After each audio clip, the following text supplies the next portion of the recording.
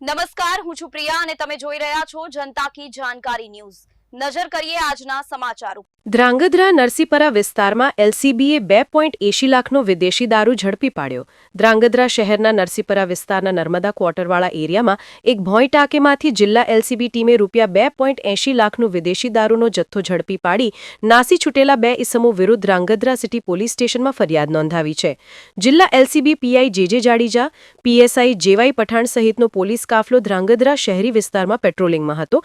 તેમ દરમિયાન મળેલ બાતમી આધારે નર્મદા ક્વાર્ટરમાં રેડ કરતા ભોંય ટાંકીમાંથી 1005 નંગ વિદેશી દારૂની બોટલ અને 816 નંગ બિયરના ટીન ઝડપી પાડ્યા હતા। જોકે નીતિન પરમાર અને સંજય ઉર્ફે ડાકુ ચૌહાણા બંને ઇસમો નાસી છૂટતા કુલ ₹2.80 લાખના મુદ્દામાલને જપ્ત કરી બંને વિરુદ્ધ ગુનો નોંધવામાં આવ્યો છે।